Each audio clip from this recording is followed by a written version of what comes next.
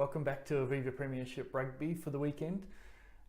Whilst you've been away, we thought we'd take the time to analyse the 6 weeks that we've had so far, have a look at some statistics and see if we can't produce some meaningful analysis for you. So what we thought we'd do in this clip is present to you the findings of our points per game average against which opposition analysis. So what we did here, and first of all, before we get into it, actually, we should say there's a big asterisk around it. It's only 6 weeks of data. So that's not a huge sample size to be able to hang your hat on. And it's certainly not a rule, but it's an interesting guide, and you can start to see some trends pulled out. So right, let's bring this up.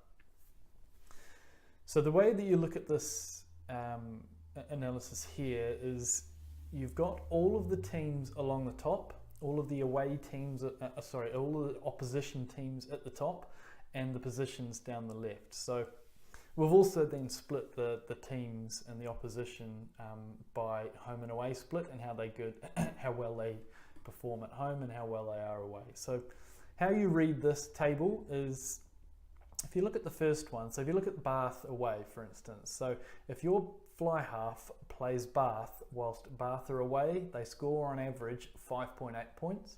And if your fly half plays Bath when they're at home, they concede 4 points per game average. So you can see there that they're actually fairly tight.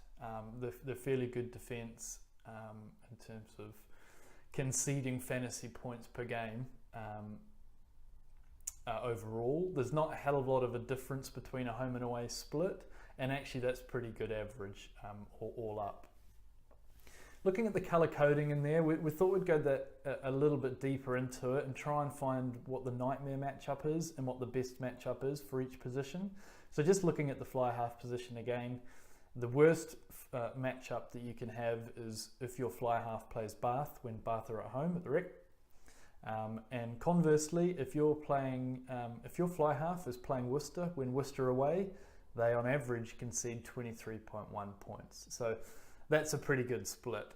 You want to be, I don't think that's necessarily telling you too much in terms of Worcester away. I think most folks knew that was a fairly tasty matchup, but it's nice to have some statistics to pull that out. And there are some other ones in here that may not necessarily have been at the forefront of your mind, and statistics have helped us pull that out. So going a little bit deeper, for each of the averages and each of the home and away splits, we tried to figure out if it was a above average matchup, which is the kind of lighter greeny colour, or whether it's a below average matchup. So if you have a look across, it's a 50-50 split. So for instance, if you have a look at someone like Sale's a really interesting case, right? Because Sale, I think most people know that they've got quite a decent home and away split in terms of they play well at home and they're fairly tight at home. They get results at home, but away from home, then they aren't quite as tight, and they ship a few points and pick up a fefew losses. And this actually pulls that out as well. So if you have a look at Sale's home and away, they've got most of their matchups at home for any one of your positions, apart from halfback, is a below average matchup, and 2 of them are nightmare matchups.